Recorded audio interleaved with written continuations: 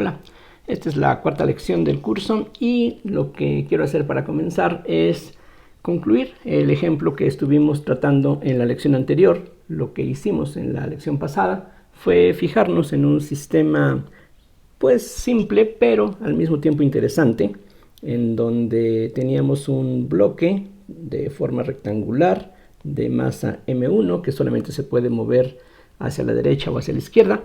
Tiene aquí una polea en una esquina y hay una cuerda que pasa alrededor de la polea, y tenemos otros dos cuerpos aquí, este de masa M2 y este otro que está aquí suspendido de masa M3. Pero como explicaba en la lección anterior, aunque este cuerpo de masa M3 está suspendido, estamos de alguna forma asegurándonos que se mantenga siempre en contacto con el cuerpo de masa M1. Es decir, aquí no estamos permitiendo la posibilidad de que esta cuerda se desvíe de la dirección vertical. Aquí no podemos tener un movimiento de oscilación si este cuerpo estuviera suelto, sino que está ligado de alguna manera para que esté aquí presente una cierta fuerza de contacto. Pero lo más importante es que de esa manera cualquier desplazamiento horizontal del bloque M1 también se ha compartido el desplazamiento por este cuerpo de masa M3. Entonces, lo que ya habíamos hecho en la lección pasada, y esto es algo que es, digamos, parte del método regular, lo que hicimos fue escoger algún origen y a partir de ese origen, que suponemos que está en reposo con respecto a un sistema de referencia inercial, o que el sistema de referencia inercial sería este mismo. Bueno, con respecto a ese origen definimos tres vectores de posición, y aquí repito las expresiones que se propusieron. Por una parte, teníamos un vector que va de este origen a este extremo del cuerpo M1. Es decir, como ya mencionaba en la lección anterior, este vector, que estoy llamando R1, va a ser suficiente para especificar la configuración en la que se encuentra este cuerpo. Entonces no importa, decía, si este cuerpo es sumamente extenso. Con conocer dónde se encuentra esta esquina, ya conozco dónde se encuentra todo el cuerpo. Aquí la idea es que este cuerpo no se va a desmoronar, va a mantener esta misma forma, etc. Entonces, conociendo un punto, eso resulta suficiente. Bien, de forma similar definimos otros dos vectores de posición. Lo mismo, no necesitamos preocuparnos mucho de la extensión o de la forma de estos cuerpos, sino que con un solo punto nos resulta suficiente. Esto fue lo que llamábamos R3, y finalmente el vector que va a este punto de aquí, bueno, quedó bastante mal, pero ahorita lo podemos mejorar. Entonces, bueno, ahí está un poquito más claro. Aquí lo importante es que R2 es el vector de posición de este punto donde se une la cuerda con el bloque M2.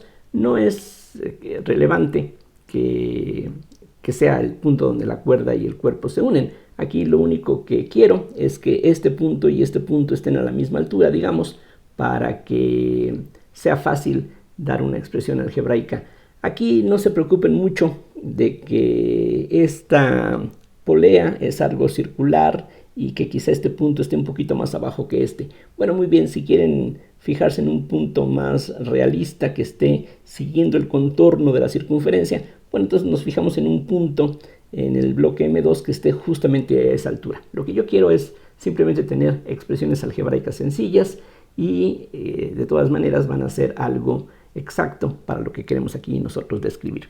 Entonces, lo que ya habíamos hecho en la lección anterior fue esto de expresar los vectores de posición en términos de ciertos parámetros. Entonces aquí la regla número 1, que va a ser aplicable o va a ser necesaria más que nada en este procedimiento que estamos viendo ahora, lo mismo que más adelante cuando hablemos ya finalmente del formalismo lagrangiano. Vamos a ver que este paso es algo que regularmente necesitamos hacer, a menos que ya tengamos mucha experiencia y hay algunas cosas que podamos hacer sin pasar por todos los detalles, pero algo que resulta bastante elemental, común, y en este momento algo conceptualmente muy importante es este asunto de la parametrización. Entonces aquí estamos hablando de eso, parametrizar. parametrización. Entonces lo que estamos haciendo es parametrizar los vectores de posición en términos de ciertos parámetros o ciertas variables. Y esas variables son un conjunto de coordenadas generalizadas. Entonces la elección que hicimos fue una cosa como esta: x por y más h por j. H, recuerden, es la altura de este punto con respecto a este nivel. Y esta x es la coordenada de este punto respecto a este origen. Esta x puede ser positiva o negativa. Esta h es algo fijo y pues aquí también se entiende que es algo positivo. Después teníamos también el vector de posición R2 y este resultó ser x menos y por la y más h por j. Y aquí precisamente aparece lo que mencionaba hace unos minutos, que me conviene que este punto y este punto estén a la misma altura, que es lo que estoy llamando h, simplemente para que tengamos aquí expresiones, repito, lo más sencillo posibles. Entonces esta y representa la distancia que hay entre este punto y es una variable o un parámetro que sirve para parametrizar los vectores de posición. Es también parte del sistema de coordenadas generalizadas que aquí hemos escogido. Y finalmente el vector de posición R3 se expresó como x por y más h menos l más y por j, donde esta l es otra constante, lo mismo que la h, que en este caso la l tiene que ver con la longitud de la cuerda, que se supone que es algo perfectamente fijo. Es decir, aquí no estamos considerando la posibilidad real de que pues, una cuerda se puede estirar, aunque sea poco elástica. Si le aplicamos una tensión suficientemente grande, podría estirarse. Bueno, aquí estamos idealizando en el sentido de que esta L es una constante. Entonces, finalmente todo es una constante y al momento de hacer la mayoría de los cálculos que nos interesan, eso entonces va a desaparecer. Ya vimos en la lección anterior que si nos fijábamos en las fuerzas de constricción, y aquí el total de fuerzas de constricción a propósito es un número alto, precisamente para que uno vea las complicaciones que podrían surgir si uno hace uso del método elemental, es decir, fijarnos en todas las fuerzas, hallar la fuerza resultante y aplicar la segunda ley de Newton. Aquí lo que ya vimos en la lección anterior es que si uno parte de dos principios básicos, por una parte la segunda ley de Newton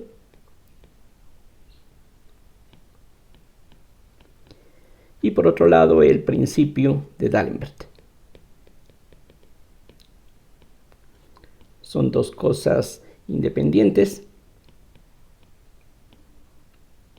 pero al momento en que uno une estas dos ideas, esos dos postulados, estos dos principios, uno llega a esta expresión general, que si alfa o cualquier otra letra griega, aquí la vamos a utilizar, alfa, beta, etcétera, para etiquetar los cuerpos del sistema. En este caso tenemos 3 cuerpos, pero en general podría haber n cuerpos formando el sistema y en principio esa n podría ser totalmente arbitraria y además podemos pensar en el límite que consideraría la posibilidad de un sistema continuo en donde el número de puntos materiales podría ser infinito. Pero bueno, aquí estamos tratando el caso más elemental, donde hay un número finito de cuerpos que se está denotando con esta n mayúscula. Entonces lo que ya probamos al final de la lección anterior es esta expresión que es bastante general, es decir, que la masa de cada cuerpo por la aceleración de cada cuerpo, por esa aceleración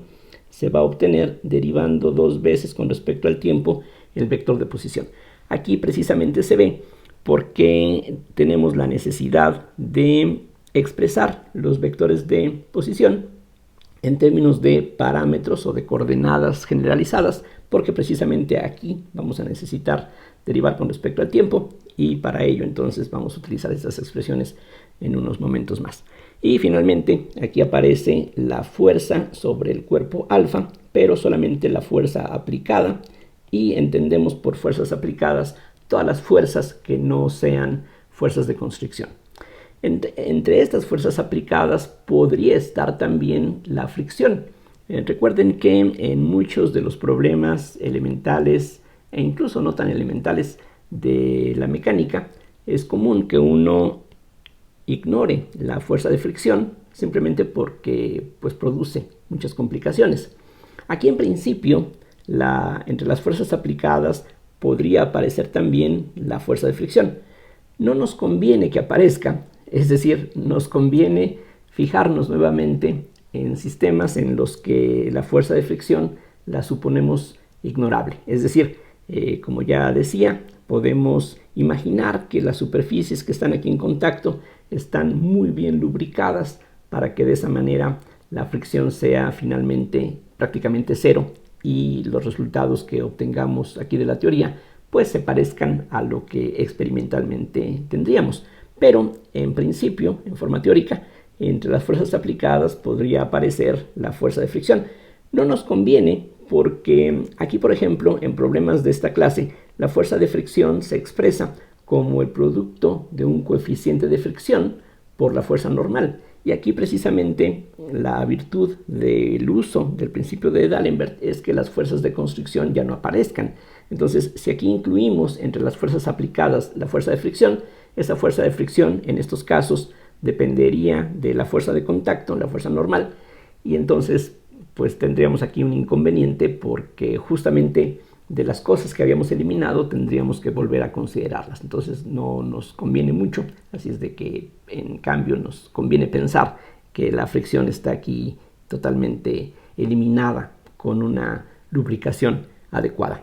Entonces lo único que falta es la parcial de R alfa con respecto a todas y cada una de las coordenadas generalizadas que tengamos, y todo esto tiene que ser 0 para i igual a 1, 2 hasta n, donde n es el número de grados de libertad del sistema, que en este ejemplo sería 2. Necesitamos aquí, ustedes pueden ver, solamente 2 coordenadas. Entonces, como ya mencionaba antes, este número n mayúscula en general no tiene por qué coincidir con este número n minúscula. El número de cuerpos y el número de grados de libertad pueden ser dos cosas totalmente separadas, independientes. Uno puede ser mayor que el otro, pueden coincidir en algunos casos especiales, pero son en principio cosas ajenas. Entonces, esta es la expresión que en este caso vamos a aplicar. Y lo que falta solamente es identificar también cuáles son las fuerzas aplicadas que hay sobre cada cuerpo.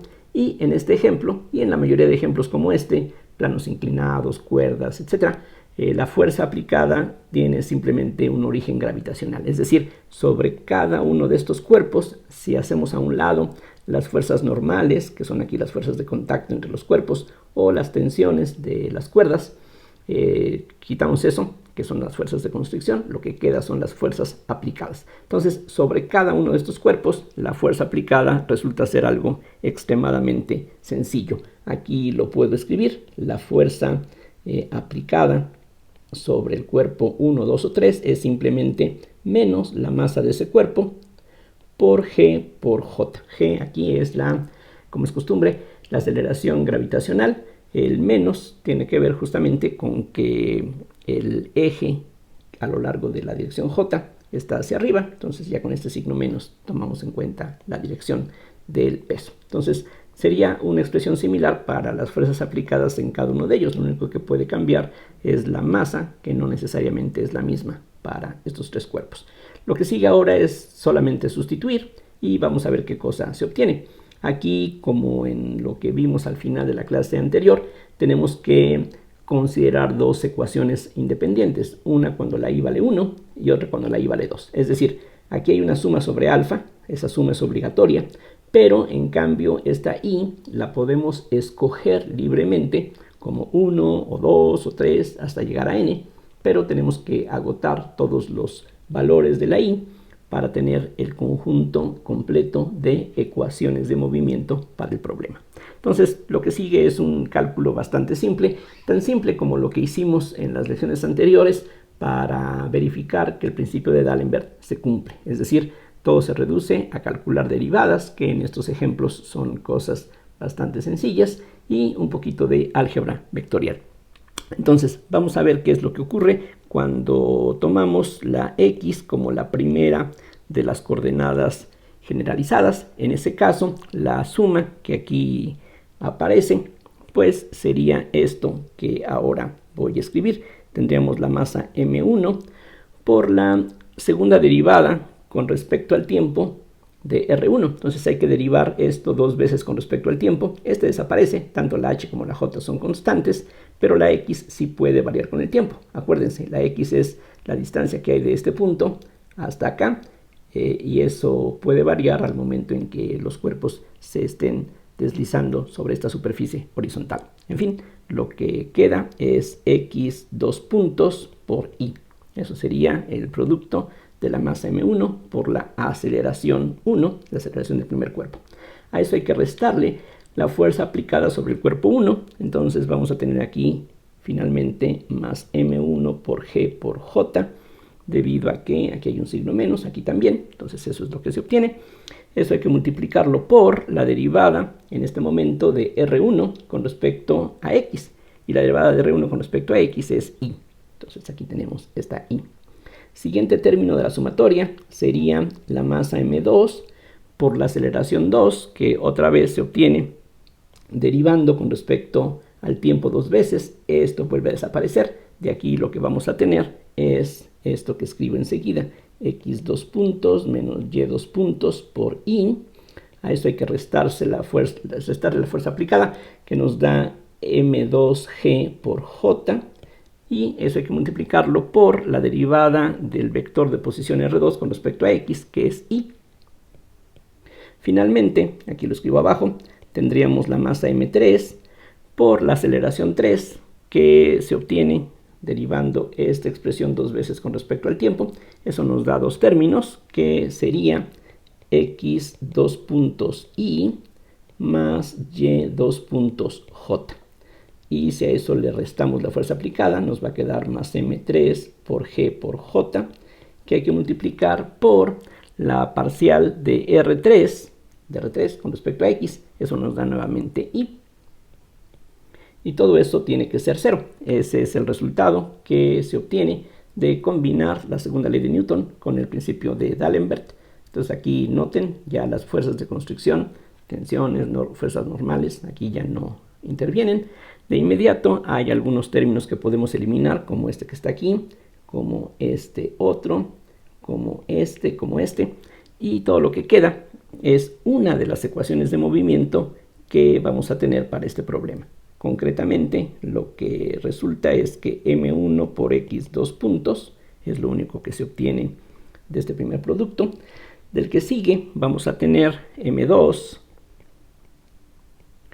por x dos puntos menos y dos puntos solamente. Y finalmente tendríamos más m3 por x dos puntos y nada más, y eso tiene que ser 0. Entonces, esta es una de las ecuaciones de movimiento. Y lo que es importante recalcar es que exactamente esta misma ecuación es la que hubiéramos obtenido si nos hubiéramos puesto a seguir el método elemental de sumar todas las fuerzas, hallar la fuerza neta, aplicar la segunda ley de Newton. Si usamos, después de todo eso, esta parametrización, después de muchos pasos algebraicos quizá, vamos a obtener esta ecuación. Una vez que elimináramos las fuerzas de constricción, terminaríamos exactamente con la misma ecuación. Entonces aquí repito lo que ya he dicho. Esto que estamos obteniendo aquí coincide con lo que sale directamente de la segunda ley de Newton. Lo único que estamos haciendo con esta expresión es ya no tener que preocuparnos de las fuerzas de constricción. Esa es la única diferencia. Físicamente es lo mismo. Aquí simplemente tenemos una conveniencia algebraica, vamos a decir, en donde no tenemos que tomar en cuenta las fuerzas de constricción nunca más, gracias al principio de D'Alembert. Bien, la otra ecuación que necesitamos, vean, esta ecuación por sí sola no nos dice mucho, porque en ella aparecen las derivadas con respecto al tiempo de x y de y. Entonces se siente que hace falta una segunda ecuación para tener un sistema bien determinado, y eso es justamente lo que vamos a ver a continuación. Entonces ahora me fijo en que y sea la coordenada 2. Entonces algunas cosas no van a modificarse. Esta primera parte sigue siendo lo mismo que ya calculamos previamente, así es de que nada más copio las expresiones. Entonces tenemos m1 por x 2 puntos por y más m1 por g por j. Y eso hay que multiplicarlo ahora por la parcial de R1, que aquí está, con respecto a y, que es la coordenada que ahora estamos considerando. Pero esto no depende de y, así es de que lo que vamos a obtener aquí es un 0. Ahora viene m2 por x 2 puntos menos y 2 puntos por y más m2 por g por j. Y eso habría que multiplicarlo ahora por la derivada de R2 con respecto a y. Y la derivada de R2 con respecto a y no es 0, es un menos i. Entonces ahora tenemos aquí un menos i. Finalmente vamos a tener m3 por x 2 puntos y más y 2 puntos j más m3 por g por j, exactamente igual que antes, pero la diferencia es que ahora eso tiene que multiplicarse por la derivada de R3 con respecto a y. Y la derivada de R3 con respecto a y, aquí se ve que es j. Entonces vamos a tener el vector unitario j. El primer término completamente desaparece, entonces este término de aquí lo podemos olvidar. También este desaparece y ahora este es el que va a desaparecer al hacer el producto punto. Lo que queda, aquí lo voy a escribir, sería un m2 con signo menos por x 2 puntos menos y 2 puntos, que es el resultado de multiplicar este término primero de aquí por menos i. El signo menos aquí queda y por i es 1, entonces eso es el resultado. Y adicionalmente vamos a tener más m3 por y 2 puntos más m3 por g, y todo eso finalmente tiene que ser 0. Entonces podemos revisar, ver que no hay más contribuciones. De este totalmente todo desaparece, de este desaparece, este es el único que contribuye, y de este siguiente renglón tenemos dos términos, uno es m3 por y 2 puntos y otro es m3 por g. Y con esta ecuación tenemos ya finalmente en forma completa las ecuaciones de movimiento para este problema. Entonces, como mencionaba en la lección pasada, lo que logramos con esta fórmula mágica es pues nada más el tener que pues olvidarnos, ya podemos olvidarnos, no tenemos, pero podemos olvidarnos de las fuerzas de constricción. Entonces aquí ya las fuerzas de constricción no intervienen. De hecho, aquí un poquito ya nos podemos olvidar de los dibujos en detalle y de sumar con mucho cuidado los vectores. Bueno, de todas maneras los vectores aquí siguen presentes. Vamos a ver más adelante que con la formulación lagrangiana hasta cierto punto la parte del álgebra vectorial va a desaparecer o va a quedar escondida debajo de la definición de la función lagrangiana. Pero bueno, lo importante hasta este punto es que de una manera pues bastante simple, es decir, revisemos qué es lo que ocurrió. Aquí, bueno, conviene hacer un resumen de lo que hemos hecho en esta lección. Entonces comenzamos con este sistema mecánico y vemos que hay ciertos vectores que nos permiten conocer la posición de cada cuerpo. Esos vectores se parametrizan de una forma, como decía, natural, no es la única. Hay una infinidad, así definitivamente, o si ustedes gustan, una doble infinidad, porque en lugar de la x y en lugar de la y, hay para cada una de ellas una infinidad de posibilidades que se puede aprovechar. Y bueno, una vez que escogemos una parametrización, pues lo que sigue es, como aquí hicimos, simplemente sustituir en esta expresión, tomando en cuenta cuáles son las fuerzas que no son de constricción. Ya llegamos a las ecuaciones de movimiento. A partir de aquí, el problema es el mismo problema que hubiésemos obtenido mediante directamente la aplicación de la segunda ley de Newton, y también es básicamente el mismo problema al que vamos a llegar más adelante cuando utilicemos la formulación lagrangiana. Es decir, estos tres caminos distintos, directamente la mecánica vectorial, o con el uso del principio de D'Alembert, o con el uso de la función lagrangiana, uno termina básicamente en todos esos casos con las mismas ecuaciones diferenciales. Lo que viene a partir de aquí es el problema, nada trivial, mucho más complicado que lo que hemos hecho hasta aquí, en general, de resolver las ecuaciones diferenciales que quedan como ecuaciones de movimiento. Este caso que tenemos aquí es un caso muy especial. En este ejemplo, las aceleraciones de todos los cuerpos van a ser constantes. Constantes siempre y cuando las condiciones del problema se sigan cumpliendo. Es decir, mientras que este cuerpo siga estando suspendido, mientras no choque con el suelo, mientras que esta masa no choque con la polea, estas ecuaciones van a ser aplicables una vez que nosotros soltamos estos cuerpos. Si tenemos ahí con la mano sosteniendo un cuerpo sobre el otro, al momento en que lo soltamos, entonces ya estas ecuaciones entran en vigor. Y en este ejemplo, las cosas son extremadamente sencillas porque se trata de un sistema de ecuaciones lineales con coeficientes constantes, así es de que el problema desde el lado de las ecuaciones diferenciales es algo realmente trivial. Algo que conviene aquí observar es que en este ejemplo tenemos lo que se llama primeras integrales o constantes de movimiento que se pueden identificar con facilidad. Y voy a mostrarles exactamente a qué se refiere eso y qué ventajas tiene. Bueno, primero, recordemos que una sola ecuación de segundo orden, piensen en los ejemplos típicos de ecuaciones diferenciales, una ecuación de la forma y' más 3y' más 2y igual a 5x, por ejemplo. Una ecuación de segundo orden tiene como solución general una expresión que debe de contener dos constantes arbitrarias. Eso sigue siendo cierto a este nivel. Aquí la diferencia es que lo que tenemos no es una ecuación diferencial como la que acabo de borrar, sino que aquí lo que tenemos es un sistema de dos ecuaciones de segundo orden. Entonces, esto es algo más o menos válido en general. De acuerdo con el número de grados de libertad, eso va a determinar qué tantas ecuaciones diferenciales de segundo orden vamos a obtener al final. En este ejemplo, recuerden, hay 2 grados de libertad, entonces tenemos 2 ecuaciones de segundo orden y su solución general va a involucrar 2 constantes por cada ecuación. Entonces aquí la solución general debe de contener 4 constantes arbitrarias para que efectivamente se trate de la solución general.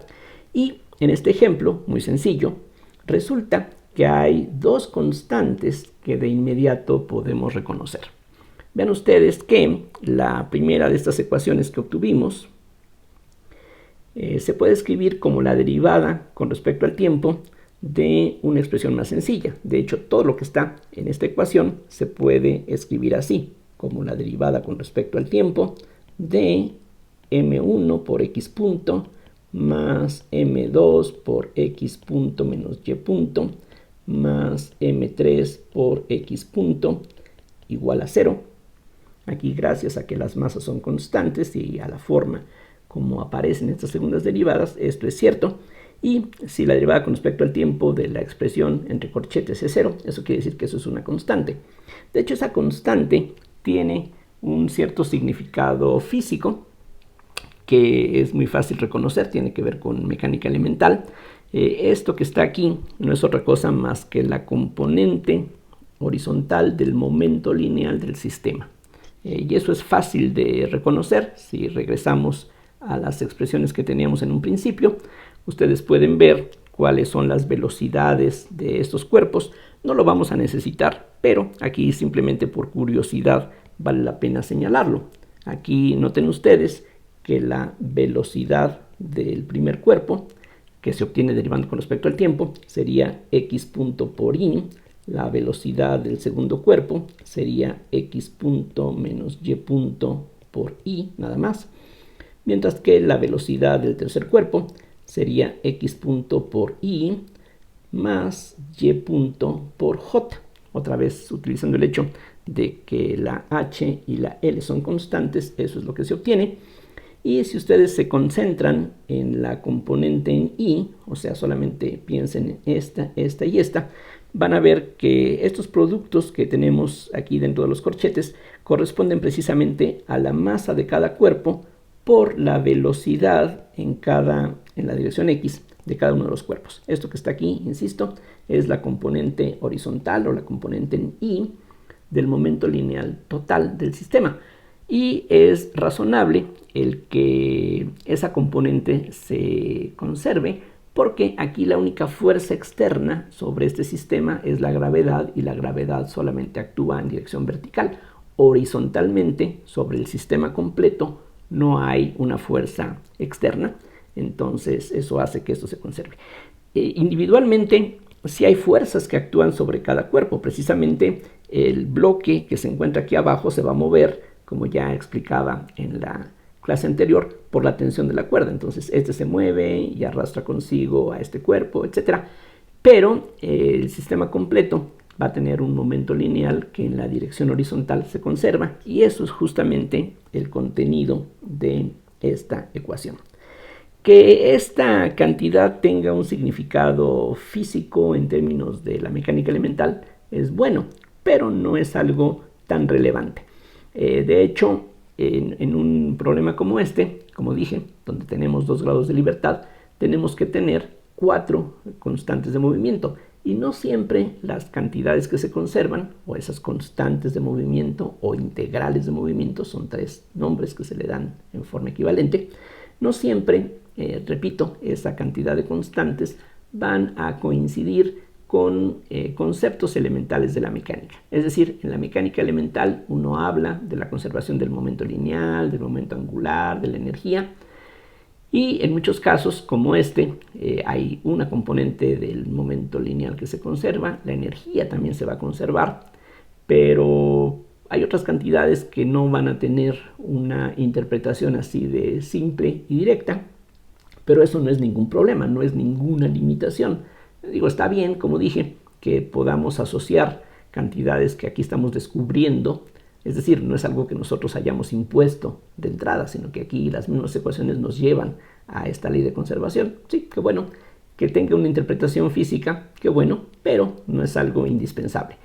Si tuviésemos un sistema de, no sé, 5 grados de libertad, vamos a tener 10 constantes de movimiento, y pues ahí va a estar sumamente difícil en general el poder asociar esa gran cantidad de cantidades de movimiento con, de constantes de movimiento, con alguna cantidad de las que tradicionalmente hallamos en la mecánica elemental. Entonces, bueno, eso es en resumen lo que aquí tenemos. Entonces, de hecho, este cuadro, entonces, de aquí pues podemos ya de inmediato decir que esto es una cierta constante que, insisto, tiene un cierto significado físico, pero para muchos fines lo único que me importa es que es una constante. Y a su vez, esto que queda aquí, esta constante, otra vez por ser un caso muy especial del tipo de ecuaciones que tenemos, aquí uno puede volver a integrar. Es decir, lo que sale de aquí es que m1 por x punto más m2 por x punto menos y punto más m3 por x punto. Esto tiene que ser una constante, insisto. A diferencia de las masas, que son parte importante del sistema, esta C1, recuerden, tiene que ver con las condiciones iniciales. Tiene que ver con que al principio simplemente soltemos estos cuerpos, o en lugar de simplemente soltarlos, los arrojemos en una dirección o en la otra. Entonces esta C1 tiene que ver con esas condiciones iniciales. Entonces es una constante, sí, pero de un carácter muy diferente a las masas, que son parte del equipo experimental que nosotros hemos comprado, mientras que esto tiene que ver con el experimento concreto que nosotros hagamos. Simplemente lo soltamos o lo lanzamos con poco impulso, mucho impulso. Ahí es donde interviene precisamente esta C1. Si ahora volvemos a darnos cuenta que esto es una derivada, entonces lo que queda es que la derivada con respecto al tiempo de m1x más m2 por x menos y más m3 por x, esto sería lo mismo que la derivada de C1. Recuerden, C1 es una constante, así es que al derivar con respecto al tiempo, pues queda simplemente C1 como arriba. Entonces, de hecho lo que estoy haciendo, ustedes pueden ver, es nada más integrar de una forma complicada. Entonces, de aquí lo que sale es que m1 por x más m2 por x menos y más m3 por x tiene que ser igual a C1 por T más otra constante. Y esta ya es una ecuación algebraica en donde se mezclan la X y la Y. La otra ecuación la vamos a poder obtener de la segunda ecuación de movimiento que tenemos aquí, que es igual de sencilla. Y bueno, aquí no hay que quedarse con la impresión de que las cosas van a ser así de simples en todos los casos. Este es un caso excepcional. Entonces aquí voy a abreviar los pasos. Un primer paso nos lleva a que menos m2 por x punto menos y punto más m3 por y punto más m3 por gt es igual a una tercera constante. Aquí vean que al derivar el lado izquierdo con respecto al tiempo, los puntos se convierten en dobles puntos, y aquí al derivar con respecto al tiempo, como m3 y g son constantes, pues lo que obtengo es m3 por g. Del otro lado, del lado derecho, la derivada de una constante vale 0, y otra vez esta constante va a tener un valor que depende exclusivamente de las condiciones iniciales. Podemos volver a integrar, y lo que obtenemos es que menos m2 por x menos y más m3 por y más m3 por gt cuadrada sobre 2, y una combinación como esta nos debe de resultar familiar, bien conocida, del estudio muy elemental de un objeto en caída libre. Del otro lado vamos a tener c3 por t más c4, y otra vez podemos ir en las dos direcciones, ya sea que del penúltimo renglón al último integremos, o al revés, si derivamos podemos darnos cuenta de que regresamos a la ecuación que teníamos previamente. Y ahí se ve cómo la solución general queda efectivamente en términos de 4 constantes. Esta entonces es la solución general de las ecuaciones de movimiento. Y de aquí podemos, simplemente combinando las ecuaciones algebraicamente, aquí se puede aplicar, qué sé yo, regla de Cramer o cualquier cosa de estas, para encontrar en forma individual la X y la Y. Por ejemplo, si encontramos la X, si eso es lo que nos interesa, lo que vamos a obtener como función del tiempo sería la posición del bloque de abajo en función del tiempo. Entonces aquí, dependiendo de las cosas que nos interesen, pues podemos determinar una o la otra. La Y, en cambio, nos da la distancia que hay aquí entre este punto y este extremo de la polea. Entonces ahí, por ejemplo, como mencionaba en la lección anterior, esta Y la podemos ver como una especie de coordenada con respecto a un sistema no inercial, un marco que estuviera montado en este bloque.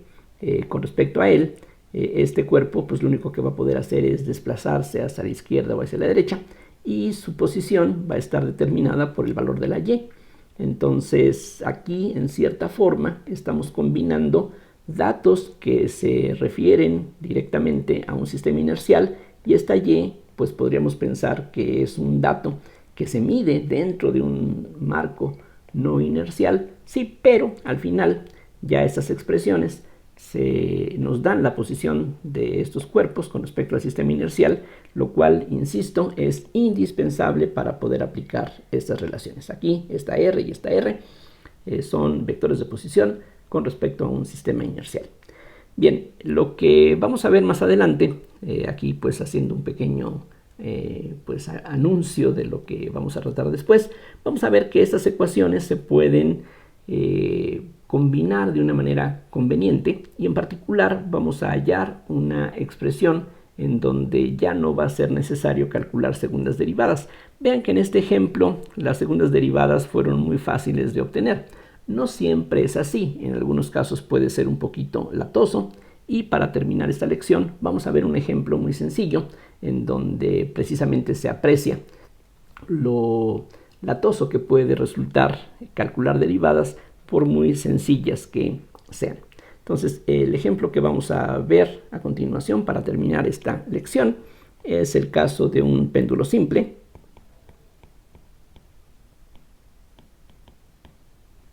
Entonces aquí se trata básicamente de esto. Vamos a suponer que tenemos un pivote, imagínense un clavo o algo así que está ahí clavado en la pared, en la pantalla, en el pizarrón, y tenemos una varilla de una longitud fija, L, digamos, y en el extremo tenemos una masa M que está sujeta a la aceleración gravitacional, un campo gravitacional uniforme.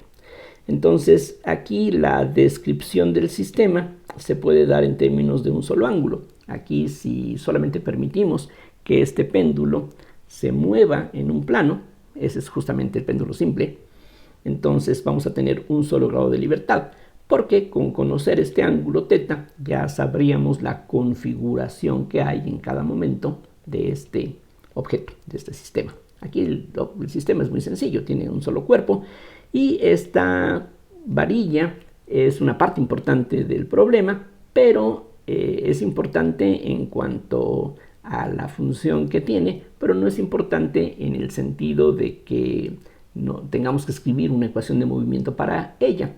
La masa de esta varilla, otra vez, la consideramos insignificante. Y si ahora agregamos aquí un par de ejes cartesianos, digamos que este sea el eje Y y este que está aquí hacia abajo sea el eje X, que bueno, suena como una elección no la más común, pero bueno, lo importante es que con respecto a este origen que tendríamos aquí en el punto de soporte del péndulo, si nos fijamos en el vector de posición de esta masa, ese vector de posición se puede escribir, como ya ustedes pueden ver, como la L por el coseno de θ por I más el seno de θ por J. Esta expresión es el análogo de las que teníamos al principio de esta lección, solamente que aquí tenemos una sola partícula, un solo cuerpo, y tenemos un solo grado de libertad. Un solo cuerpo, aquí hay un solo vector de posición de interés, ni siquiera vale la pena ponerle un subíndice, digamos un R1, aquí solamente hay un vector de posición, ya con eso es suficiente, y aquí hay una sola coordenada, aquí con conocer este ángulo nos basta. El ángulo θ es algo conveniente porque pues, tiene un significado geométrico elemental que conocemos muy bien. Lo inconveniente en algunas ocasiones es que pues si esta varilla puede dar vueltas, pues tener un ángulo de 30 grados o de 390 grados o de 750 grados representa exactamente lo mismo. Entonces en ese sentido esta coordenada es un tanto desagradable por esa razón, porque una misma configuración puede tener tiene una infinidad de ángulos que le corresponden, entonces eso a veces puede ser inconveniente, pero aquí no nos vamos a preocupar por eso. Entonces, ¿qué es lo que hay que hacer? Bueno, pues muy sencillo. En este caso las cosas son bastante simples. Sobre este cuerpo, las únicas fuerzas que aparecen es, por una parte, la fuerza gravitacional, entonces vamos a tener una fuerza aplicada. Otra vez no necesito etiquetas, esa fuerza aplicada sería simplemente la masa del cuerpo por la gravedad por I. Vean que en este caso la dirección hacia abajo correspondería a la dirección de I. Habría una fuerza de constricción, que es la tensión de la varilla o cuerda o lo que sea, pero ni siquiera la voy a escribir. Precisamente lo que quiero aquí recalcar es que ya nos podemos olvidar de las fuerzas de constricción y simplemente sustituir en la fórmula fundamental. Entonces, en esa fórmula fundamental, que aquí simplemente la muestro de nuevo, es esto que tenemos aquí. En este caso, la sumatoria tendría un solo término y lo que vamos a necesitar es calcular la única segunda derivada del único vector de posición que tenemos. Bueno, entonces ahí es donde está, digamos, la parte que puede resultar un poquito laboriosa. Poquito nada más en este caso. Entonces comienzo, R punto, sería derivar con respecto al tiempo una primera vez, y eso se obtiene, en este caso, auxiliándonos de la regla de la cadena. Entonces lo que vamos a tener es L por θ punto por menos el seno de θ por I más el coseno de θ por J. La idea es que al derivar el coseno nos queda menos el seno por la derivada de θ con respecto al tiempo, que se llama θ punto, y aquí algo similar, la derivada del seno es el coseno por la derivada de θ con respecto al tiempo, que es θ punto, que se factoriza. Recuerden esto de que la derivada del seno es el coseno, etc. Solamente es cierto si el ángulo se mide en radianes. Entonces aquí ya estamos pensando en que este ángulo no se va a medir en grados. Hace rato mencioné grados, bueno sí, pero aquí ya en estas expresiones θ forzosamente tiene que estar dado en radianes para que esta relación sea válida. Derivo de nuevo, lo necesito, entonces ahora R2 puntos va a ser la derivada de un producto. Entonces es la derivada de la primera por la segunda más la primera por la derivada segunda. Y al derivar lo que está dentro del paréntesis, nuevamente hago uso de la regla de la cadena. Y al derivar, lo que vamos a obtener es nuevamente teta punto, ahora por menos el coseno de teta por i, menos el seno de teta por j. Y bueno, así se puede quedar. Entonces ya estamos listos para sustituir todo esto en la fórmula básica. Entonces aquí no tenemos una suma, aquí simplemente la única masa que hay por la única aceleración que hay, que es esto que aquí ya escribí. Entonces esto es lo que vamos a tener: L por teta 2 puntos por menos el seno de teta por i más el coseno de teta por j menos L teta punto al cuadrado por el coseno de teta por i más el seno de teta por j. A eso hay que restarle la fuerza aplicada, o sea, mg por i, y todo eso hay que multiplicarlo en producto punto por la derivada del vector de posición con respecto a la única coordenada que hay, que en este caso se llama teta. Entonces eso lo que nos da es L, la derivada de esto que está aquí con respecto a teta sería menos el seno de teta por i, claramente, y más el coseno de teta por j, y todo eso tiene que ser 0. Esa ya es la ecuación de movimiento. Ya lo único que falta es simplificar esta expresión. Entonces lo que vamos a tener es m por l cuadrada teta 2 puntos, que viene de combinar esta m, este producto con esto, eso me da m l cuadrada teta punto, 2 puntos, perdón, y al multiplicar este vector por este, al hacer el producto punto, me va a quedar primera componente con primera más segunda con segunda, que nos va a dar seno cuadrado positivo más coseno cuadrado, y eso es 1. Entonces, de este primer producto ya tenemos todo lo que de allí resulta. En cambio, del que sigue, vamos a tener el producto de este vector con este, y al hacer el producto de primera componente con primera más segunda con segunda, vamos a tener menos seno coseno más seno coseno, que hace que entonces todo este término desaparezca. Lo único que falta es el producto de estas dos, y allí, y con j da 0, lo único que vamos a obtener es un más mgl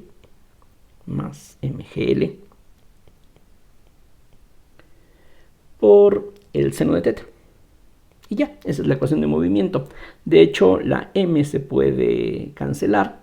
Una L cuadrada, si gustan, también se puede cancelar, y lo que queda es esta ecuación, que teta 2 puntos es igual a menos g sobre L por el seno de teta.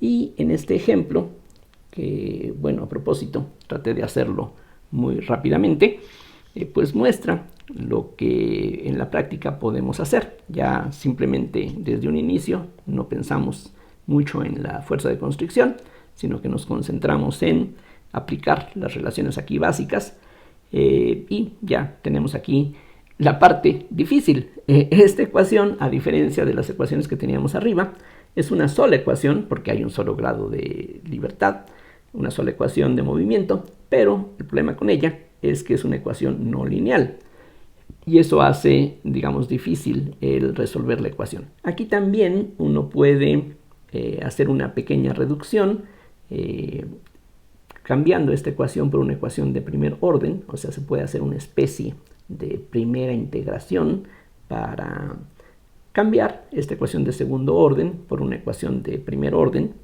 Bueno, si me permiten, voy a tomarme un par de minutos más para que vean cómo funciona.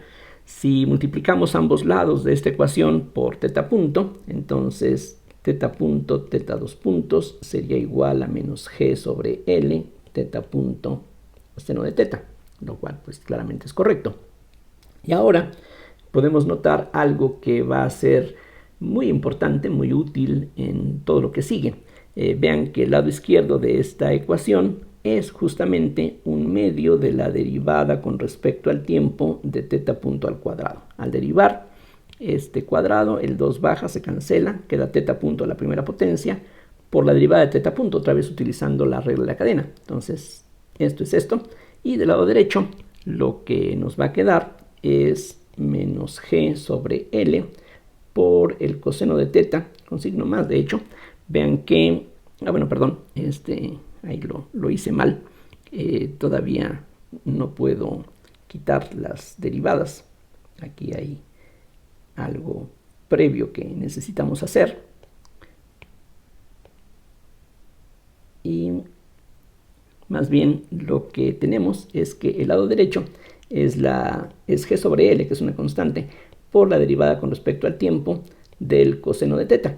Vean que efectivamente eso es así, porque al derivar el coseno nos queda menos el seno, y otra vez por la regla de la cadena va a quedar multiplicado por teta punto. Entonces el lado izquierdo es esto, el lado derecho es esto. Si ahora quito la derivada, lo que resulta es que 1/2 de teta punto al cuadrado es igual a g sobre L por el coseno de teta más una constante. Entonces, de las dos constantes que en una ecuación diferencial como esta tienen que resultar, aquí ya resultó una de ellas. Esta constante otra vez tiene un significado físico. Es básicamente la energía total. Este término de aquí es, excepto por factores constantes, la energía cinética. Vean que tiene más o menos la forma, 1/2. Aquí lo que está faltando es la masa. Bueno, falta porque queremos. Multiplicamos por m a ambos lados y ya está. Y si uno multiplica también, aparte de la m, por una L cuadrada, esto va a ser 1/2 de la masa por la velocidad al cuadrado. Y de este otro lado, al multiplicar por la masa y por una L cuadrada, nos va a quedar un mgl coseno de teta, que se relaciona con la energía potencial gravitacional, masa por gravedad por altura. Entonces esta constante es esencialmente, insisto, la energía total. El problema es que si queremos seguir aquí integrando, ya las cosas se complican. Se puede, de hecho esta ecuación que queda aquí, deben de reconocerla, es una ecuación separable, pero las integrales que quedan no son todas ellas elementales, sino que esto lleva a lo que se conoce como integrales elípticas. Entonces, bueno, aquí en un ejemplo tan simple, uno comienza a enfrentarse a la dificultad de que las ecuaciones diferenciales no siempre van a ser sencillas, y en un problema tan simple como este, pues las ecuaciones pueden ser realmente muy complicadas. Esto se simplifica normalmente quedándose con oscilaciones pequeñas, y en ese caso las cosas sí se vuelven muy sencillas, uno puede calcular el periodo, etc. Bueno, ya regresaremos a esos puntos más adelante. Ahorita por lo pronto, pues como de costumbre, espero que lo que aquí se presentó resulte claro, y de cualquier manera pues espero sus comentarios, sus dudas, por si las aparecen a través de mi cuenta de correo electrónico. Bueno, gracias por su atención y hasta la próxima.